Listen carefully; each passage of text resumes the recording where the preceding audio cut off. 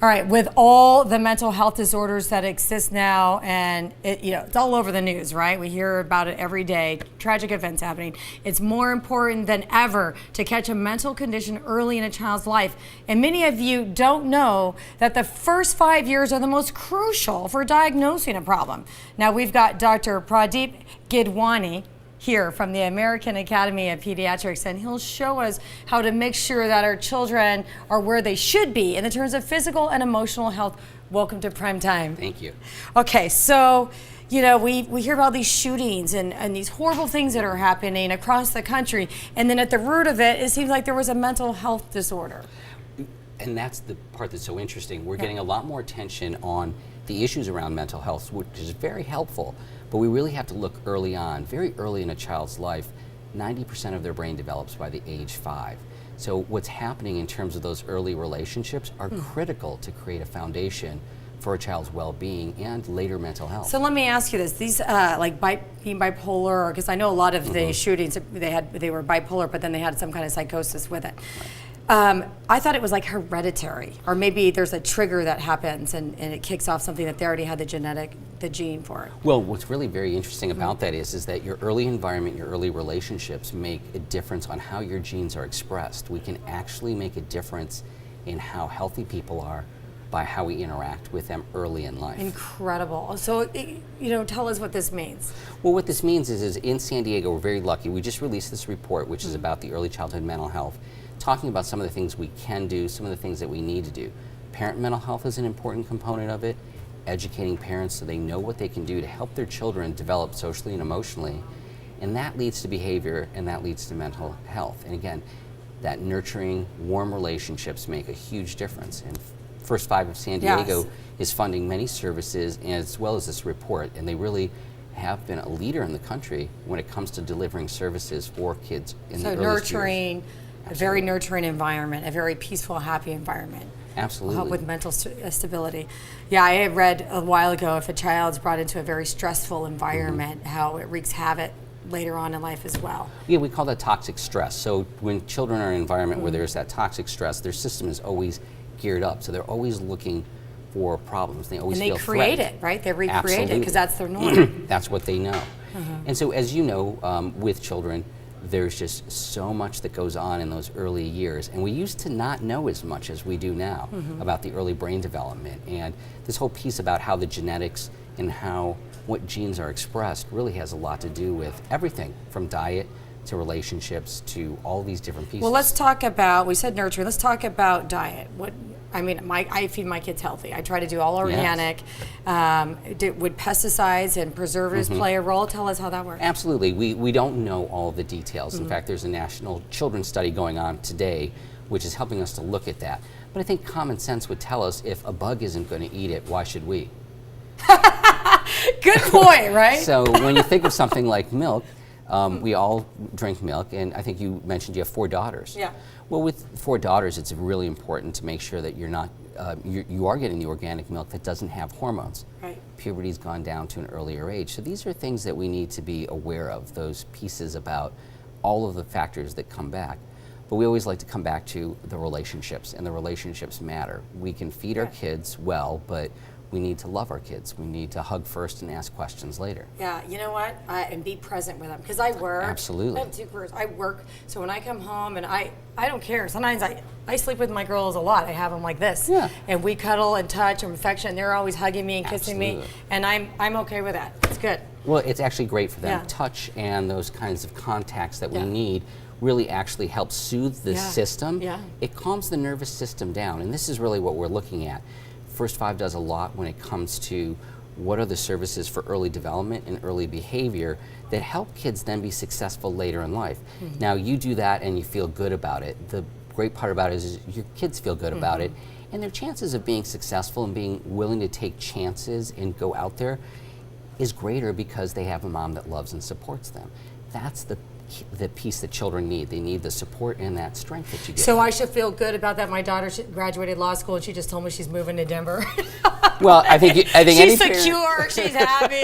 Okay, so the little ones still need their mom. But let's go back to the red flags. So important, folks, to just catch these red flags early on to get help. What is that? What do these red flags look like? You know, it's when a child is a baby, we're looking for things that are a lot more subtle. Are they crying a lot? Are they difficult to console?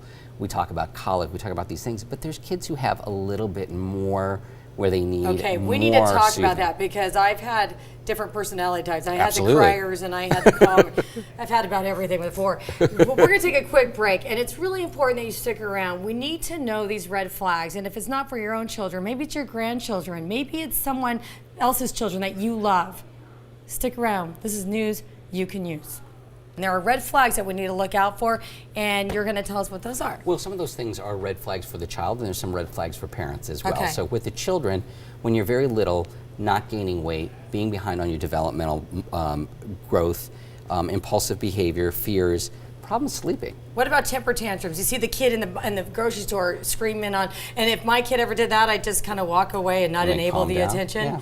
And then they would they'd calm down, then I'd hug them and have them discuss. Right. But you still see that. It almost seems like it's a normal thing for kids to have temper tantrums. It is common, and we never know what's happening with Yeah. the child. So with a temper tantrum, there's normal ones, and then there's ones that are longer. Those longer ones are when we get a little bit more And concerned. what is the longer one? 10 minutes? Yeah, 10 minutes. Okay. I mean, something like when most temper tantrums are about 3 to 5 minutes, and if you don't give them attention, it goes away.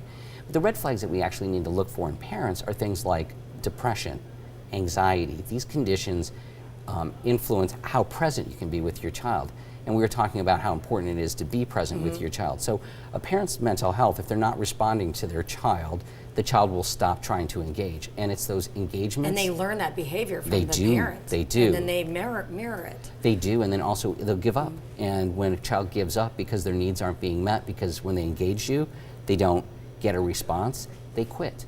And if you're someone who quits, we know in life you'll have challenges. It's the person who doesn't quit who's successful in life. What other red flags are there? Well, as we get older, then we start seeing kids who have the inability to sit, the inability to pay attention. So when you see things like that, we normally think, oh, well, this happened or that happened. But if a child can't regulate their emotions, if they can't sit and pay attention, they're not going to be able to learn. Now, of course, we need to make sure the kids are getting enough activity so it's not an issue of them having too much energy and not having a place to let go of that energy, which they should do. Yeah, not enough Exercise. parents turn their kids out, and I say that meaning exercise. You know, now the kids use video games Right, as a right. babysitter, and it irritates me. The kids, especially boys, need exercise. They And girls do. too, but they need to release that energy. They do need to release that energy. And so those red flags then are the child who can't pay attention, the child who's not able. Then we look and we walk back in their history and we see earlier in their life they may not have had that strong relationship with a parent that makes the child feel secure. So you're looking for the quality of their relationships, actually the quality of their speech, the quality of their words, the quality of how they think. All of this is influenced. So you're looking for subtle pieces. It's not quite as big as later in life where the red flags that we look for those kids that we think might do something like Or big the shootings. personality influxes like mood. Switches, Yeah. mood swings, these are important. And again, the older the kid gets, the more there is. The younger the child is, the more subtle it is. So those red flags are things like their physical growth, some of those really little pieces that if you are concerned, it's great to talk to your pediatrician and to others who have that understanding. So if you are suspicious, Intercept it. bring it up. Yeah, intercept. One other thing, just real quick. What about a Sure. child who's an extrovert to an introvert, a child who suppresses their feelings? I would think that would not be healthy. Any child who has a big change like that, that's important. There's also kids who, when they get angry, their energy goes outwards, and there's some that go inwards. The kids whose energy goes inwards will be depressed, anxious, withdrawn.